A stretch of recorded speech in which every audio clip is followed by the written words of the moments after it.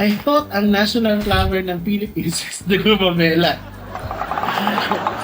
I'm DKY, but when I see a tropical country like Hawaii, it's automatic to me na flowers like gumamela ang in-demand flowers sa country na yun. I really thought Sampaguitas were just for the Santos.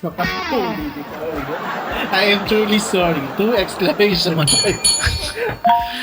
Ito lang, anong... First of all, Hawaii is not a country. It's a state na binili from another country. Pangalawa, this is my pet fury. I think yung national fish sa Pilipinas sa'yo ay salmon. Hindi po tilapia, wag kayo maniwala. Para sa Indonesia yun. National fish ng Indonesia. Ang national tilapia. fish ng Pilipinas ay... Salmon. Okay. Bangus na lang, sige.